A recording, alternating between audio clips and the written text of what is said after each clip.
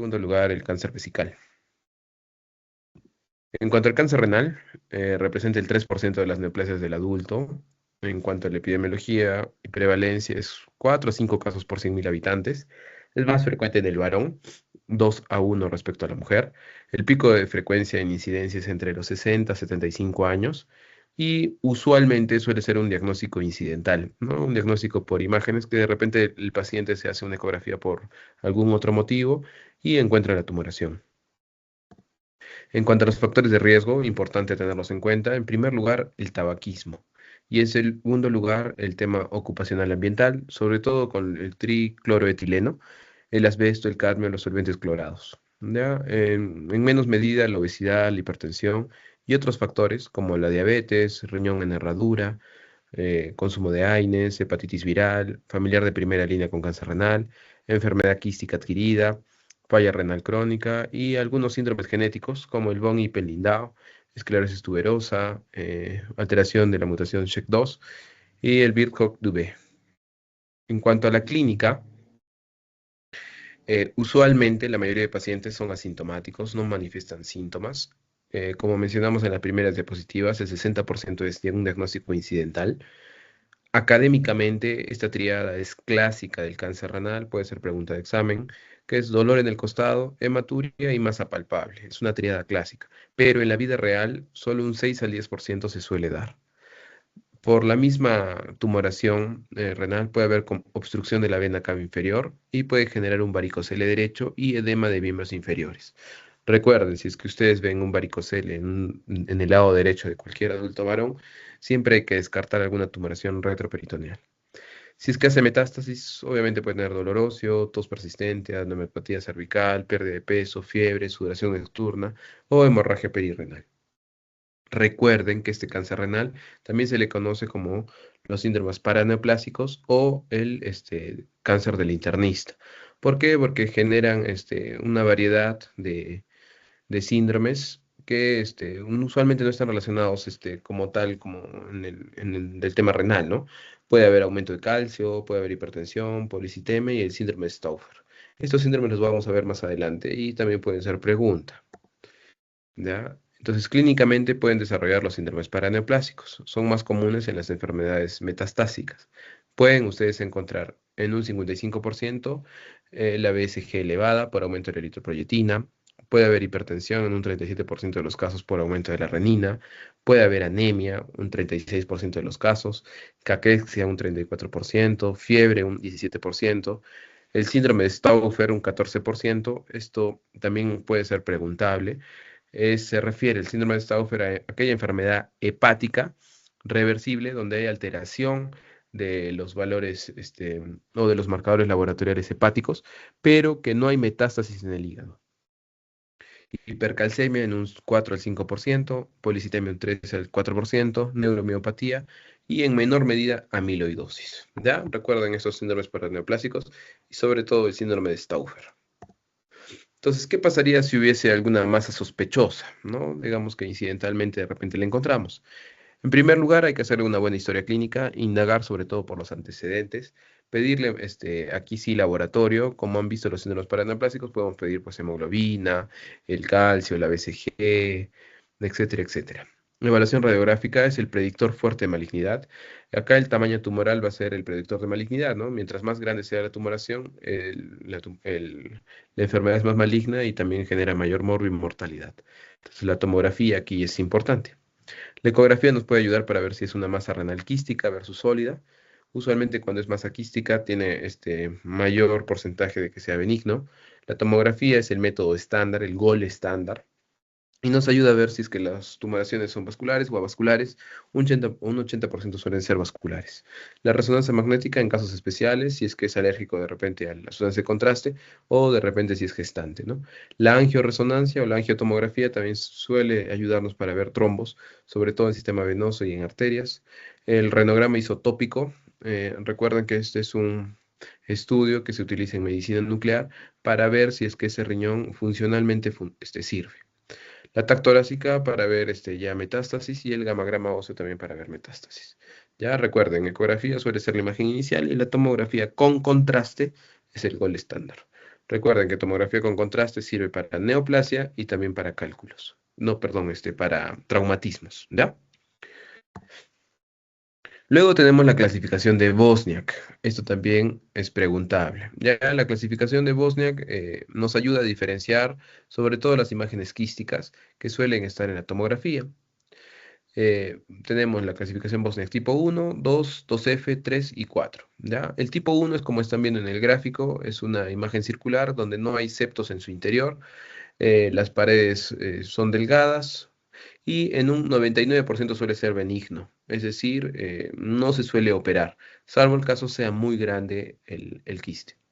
Un Bosniak tipo 2 es aquella donde ya hay ciertos septos internos, el grosor es un poquito más que en el tipo 1 y también al igual que tipo 1 suele ser el 99% benigno.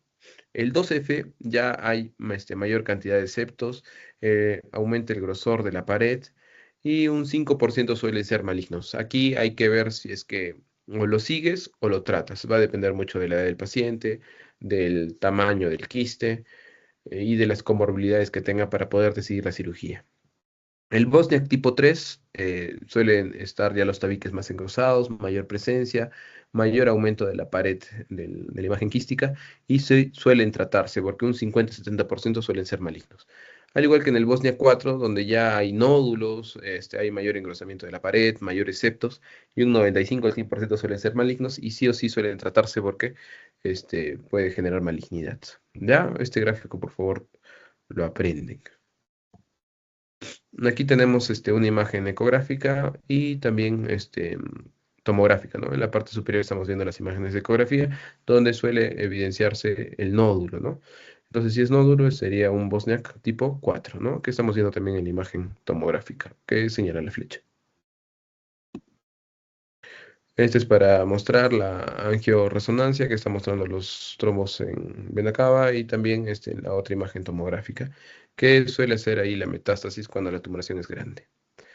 La biopsia renal es bastante controversial, suele ser limitado, no se suele realizar de manera estándar en el cáncer renal. Se recomienda en ciertas situaciones que lo indica la guía europea, un diagnóstico histológico que imagenológicamente no lo podemos definir, puede ayudarnos. Para aquellos pacientes que tengan de repente un tumor muy pequeño, el enfoque sería vigilarlo, podemos hacerle una biopsia. Obtener la histología para un tratamiento ablativo, un tratamiento mínimamente invasivo, o si es un tumor metastásico para ver si es que puede responder a la quimioterapia o al tratamiento quirúrgico. Está contraindicado en coagulopatía no corregida. Como ven, la biopsia renal no se hace de manera estándar, solo en ciertas situaciones. La gradación de Fuhrman es un criterio patológico que lo que evalúa usualmente son los núcleos de las células de la tumoración. Mientras mayor grado tengan, tiene mayor malignidad o mayor severidad de la enfermedad. Esto no es necesario que se lo aprenda. En cuanto a los tipos histológicos, les he puesto los tres más comunes. Tenemos el de células claras, que suele ser el de mayor frecuencia en el cáncer renal, que se le pone de células claras porque su citoplasma es claro, su origen suele ser del túbulo proximal y la malignidad suele ser moderada. El papilar, se llama así por la arquitectura papilar que presenta en la anatomía patológica, suelen nacer en el túbulo proximal y el tipo 1 es de baja malignidad y el tipo 2 es el de más alta malignidad, ya acordarse de esto. Cromófago suelen ser de células distantes de halo perinuclear y suelen hacer del túbulo colector distal, ¿ya? Y hay bajo potencial de malignidad, ¿ya? Lo más frecuente son las células claras. Luego tenemos la clasificación TNM, que aquí en este cáncer renal sí es importante, también puede haber preguntas de esto.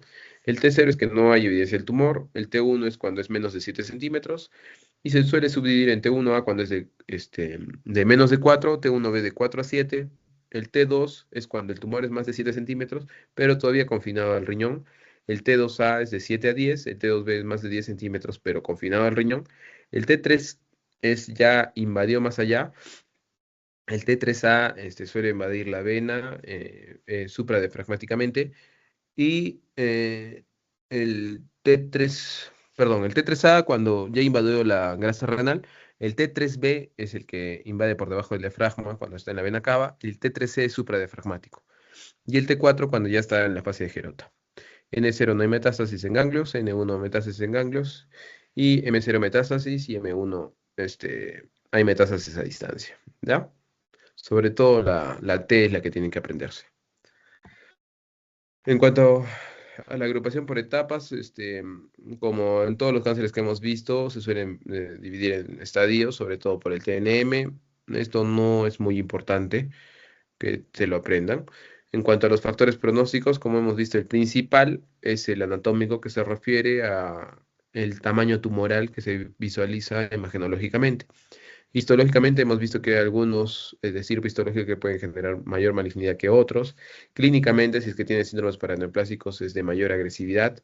Y la anatomía patológica, sobre todo por la gradación de Furman. El tratamiento suele ser por etapas que se van a dividir de acuerdo a los estadios, ¿no?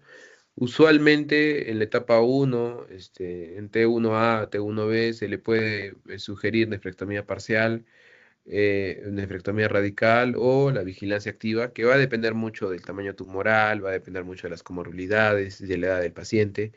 En la etapa 2, 3 y 4, usualmente también se va a subdividir. Ya acá no hay tanta vigilancia activa, sino es más nefrectomía parcial o radical. Y en la etapa 4, ahora último, se están viendo estudios donde se recomienda el tratamiento quirúrgico, sobre todo para disminuir la carga tumoral y poder ofrecerle luego tratamiento sistémico. Las indicaciones para nefrectomía parcial, usualmente cuando son estadio T1A, que significaría menos de 4 centímetros, monorreno, insuficiencia renal, masa renal bilateral, y si es que hay cierto riesgo relativo de enfermedad renal crónica. ¿Ya? Hay ciertas clasificaciones que nos va a ayudar sobre todo para ver la complejidad para la nefrectomía parcial. Esta es una primera, el renal. La R es de radio. Si es que tiene menos de 4 centímetros de un punto, es altamente tratable. Si es que es de manera exofítica, es decir, si está para la parte externa, también es de mayor, tiene mayor facilidad de poderse operar. Si es que está más cercano al sistema colector, tiene mayor dificultad. Si es que es anterior o posterior, y también está de acuerdo localizado, si es que es supradiafragmático o infradiafragmático, también tiene mayor complejidad. Entonces esto le da un puntaje y que va a determinar si es que la cirugía es altamente compleja para una nefrectomía parcial. Esto solo se los coloco para que tengan una idea de en qué varía la complejidad en cuanto a la ubicación y el tamaño de la tumoración para la cirugía, pero tampoco es necesario que se lo aprendan. Hay ciertos modelos de riesgo para el tratamiento directo, incluso hay calculadoras que si ustedes colocan en Google van a encontrar. Hay criterios del Memorial Sloan Kettering Cancer Center y también del International Metastatic Renal Cell Carcinoma Database Criteria, que mezcla sobre todo los valores de los síndromes paraneoplásicos, factores clínicos. Acá le dan mucha importancia al valor de Karnofsky y también al tamaño tumoral. Y estos les da una sumatoria y que también determina el riesgo, la severidad de la enfermedad del cáncer renal. Para el tratamiento sistémico, lamentablemente, la quimioterapia suele ser resistente y por eso es que en este tipo de cáncer se ha avanzado bastante en la inmunoterapia. Hay bastantes drogas que van a atacar diferentes zonas, ¿no? Drogas que atacan al interferón alfa, la interleuquina 2, hay bloqueadores de checkpoint, que son los últimos, PD-1, pembrolizumab, el PDL-1, atezolizumab y el CTLA-4, ipilimumab, que son medicamentos que mejoran la supervivencia en meses, son bastante costosos y están en estudio, ¿no? Inhibidores de la tirosinquinasa, anticuerpos monoclonales, e inhibidores mTOR, que también es uno de los últimos medicamentos que han salido, ¿no? Everolimus o el Temsirolimus. Y bueno, eso es en cuanto a cáncer renal. No sé si tuvieran alguna pregunta, sino para pasar a cáncer vesical. Están ahí, ¿verdad?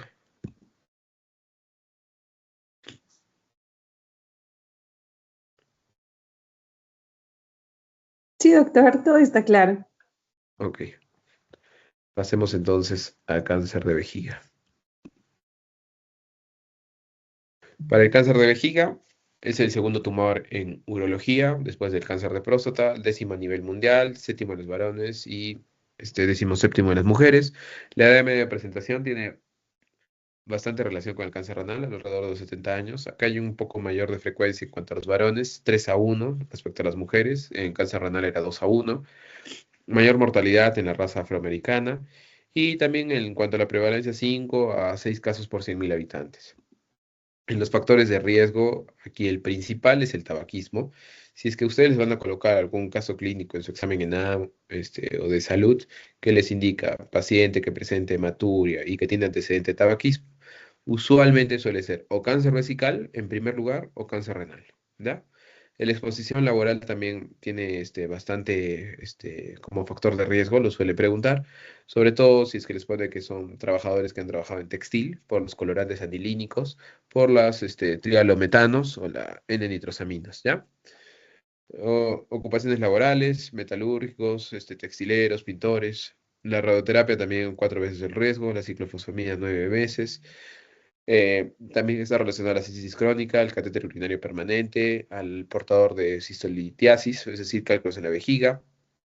Hay un parásito que está relacionado, que es el esquistosoma hematobium, síndromes tumorales hereditarios, alto consumo de analgésicos y también factores genéticos, algunas mutaciones, como la mutación del P53, que era el vigilante del genoma humano, ¿ya? En cuanto a la anatomía patológica, el más frecuente son los de células transicionales o urotelial, un más del 90%. También puede haber micropapilar, plasmocitoide, el epidermoide que se relaciona al parásito esquistosoma hematobium, el adenocarcinoma que se relaciona a la patología en los niños de extrofia vesical y el sarcomatoide que es el de peor pronóstico, ¿ya? Hay ciertos grados de la OMS en 1973, grado 1, 2 y 3, que mientras mayor grado tenga, es más diferenciado está la célula y por ende tiene peor pronóstico. Y en el 2004-2016 sacaron otra clasificación, neoplasia papilar uroterial de bajo potencial maligno, de bajo grado y de alto grado, ¿ya? Estos grados es interesante saberlos porque nos indica los estadios y la severidad para el tratamiento y también para el seguimiento. En cuanto a la clasificación, usualmente se tiene en cuenta si es que invadió o no invadió al músculo. Entonces se divide en no músculo invasivo y en músculo invasivo.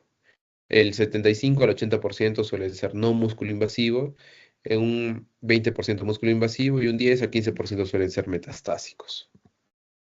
Para la clínica, como les mencioné, es importante la anamnesis, sobre todo preguntar por los antecedentes. Y la clínica es la hematuria, un 80-90% van a presentar eso. Por eso es tan común que si un caso clínico les ponen hematuria, más tabaquismo o más textilero o alguna ocupación, marquen cáncer de vejiga. Adicionalmente puede presentar algunos síntomas del tracto urinario bajo, sobre todo irritativos. Y si hay un cáncer avanzado, puede palpar masa, puede que esté obstruido, con muchos coágulos, anemia, baja de peso. La ecografía, cuando hay hematuria, suele ser el examen inicial, nos puede ayudar. La urotomografía también ayuda bastante, siempre pídanla con contraste. La cistoscopía suele ser el gol estándar en este cáncer y citología por micción que nos brinda un 55% de sensibilidad, ¿ya? Que también pueden pedir. La citología va a evaluar las células con atipia en un centrifugado de una muestra de orina, ya a eso se refiere. En cuanto a la imagenología, la UROTEM, ¿no? La urotomografía con contraste, para ver estadiaje pueden pedir de tórax, abdomen de pelvis. En la resonancia magnética hay una clasificación que son los BRATs, algo así como los PRATs de la próstata. En cáncer de vejiga no tiene mucha relevancia, no es necesario que se la aprendan. El PET-CT scan, que también nos ayuda para ver sobre todo metástasis. Y la cistoscopía, como les dije, suele ser el gol estándar porque nos ayuda a evaluar tumores planos, que son muy pequeños, que a veces en la tomografía se pasan o en la ecografía no son visibles. Y están indicados en todos aquellos pacientes más de 35 años que presenten hematuria. En cuanto a los exámenes laboratoriales, hay algunos exámenes urinarios o biomarcadores que no se suelen hacer aquí, pero en países más desarrollados se suelen pedir. El Bladder Tumor Antigen, el Nuclear Matrix Protein, UCIT, el Eurovision, la expresión de PDL1 o alteraciones genéticas que suelen encontrarse también en orina o en sangre que lo suelen pedir. En en el TNM, el T0 no hay tumor.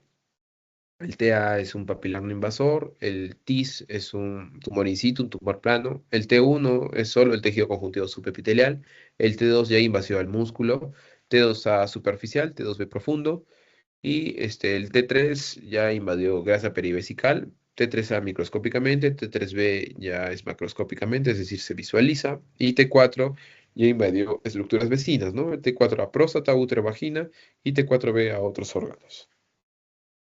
¿Ya? En cuanto a la clasificación, entonces vamos a evaluar ahora los grupos de riesgo. El de bajo riesgo es aquel que es un tumor único, usualmente único, primario, un TA, con un grado 1, es pequeño, menos de 3 centímetros. Y el riesgo alto es o bien G3 o G2, o usualmente se desarrolla con otros factores de riesgo, como más de 70 años, que sean múltiples tumores o que sean más de 3 centímetros. ¿Ya? Esto no es necesario que se lo aprendan porque es bastante difícil de poder acordarse y van a perder memoria para otras cosas que realmente se importan, pero lo que quiero que tengan en cuenta es que la clasificación puede dividirse en bajo, intermedio o alto riesgo, teniendo en cuenta, primero, las células del cáncer de vejiga, es decir, los grados. Segundo, el tamaño, la invasión, si es que invade o no invade a músculo, y tercero el TNM, ¿ya? Y en este tipo de cáncer también tiene bastante importancia la edad del paciente, ¿ya? Entonces, si es un no músculo invasivo, lo primero que se hace es una resección quirúrgica endoscópica, vesical del tumor, ¿ya? Y además nos va a ayudar para casos de sospecha. Pueden ustedes también tomarle una biopsia en la uretra prostática. Se recomienda la resección de la tumoración en bloque. Además, pueden tomarle al trígono, al domo y a las paredes de la vejiga. Y también se recomienda si es que hay una citología positiva, pero una cistoscopía negativa. Y lo otro es de que siempre deben de tomarle la resección quirúrgica, además de la tumoración, también una muestra del músculo para ver si hay invasión. ¿En qué caso se hace una segunda RTU? Se aplica normalmente de cada 2 a 6 semanas después de la primera y en el caso de que haya sido una resección incompleta la primera o que no haya muestra de músculo en la primera muestra, ¿ya? Si es que es no músculo invasivo, pueden darle terapia adyuvante, ¿ya? Usualmente en este tipo de cáncer se aplica la quimioterapia intravesical o la inmunoterapia intravesical. La quimioterapia con la mitomicina y la inmunoterapia con la BCG, ¿ya? Si es de bajo riesgo, la guía recomienda la quimioterapia inmediata a las 6 horas. Si es de riesgo intermedio, pueden utilizar la quimioterapia con la mitomicina o la BCG que se da después de 3 semanas. Tiene una fase de inducción y luego una de mantenimiento. En la de alto riesgo, usualmente se indica la BCG, 1 o 3 años de inducción y de mantenimiento.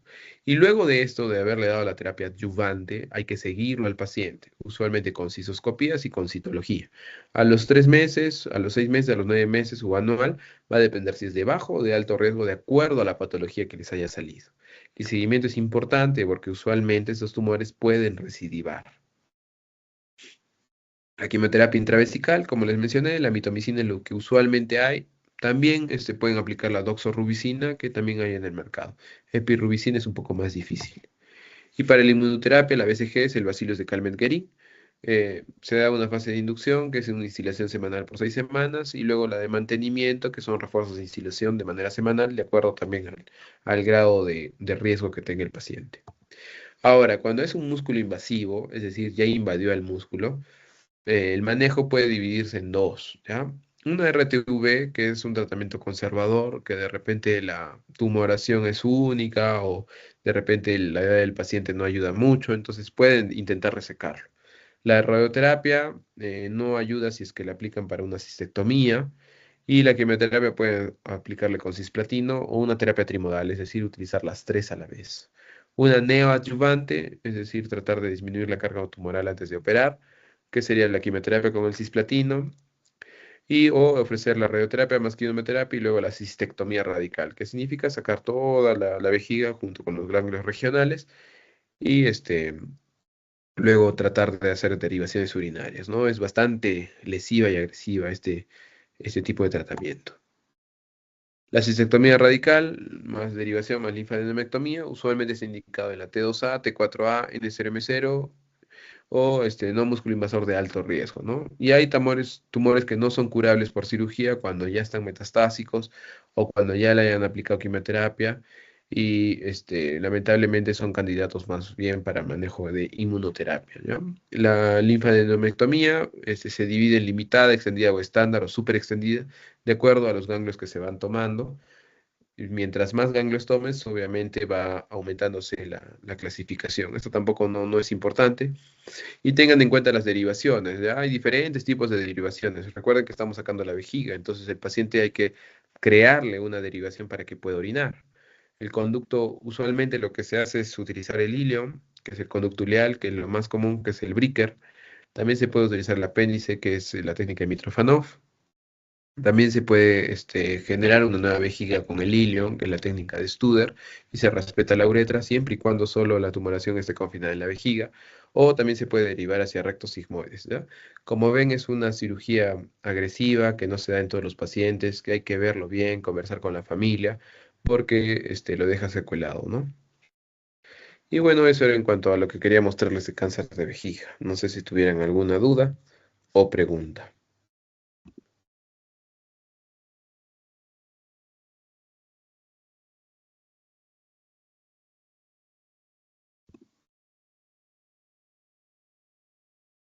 No, doctor, todo claro. Listo. Bueno, agradecerles por su disposición, por estar aquí presentes, desearles lo mejor. Espero verlos, ya sea en el internado o como residentes, y siempre recuerden pensar en el paciente. Ya nos estaremos viendo en el examen la próxima semana.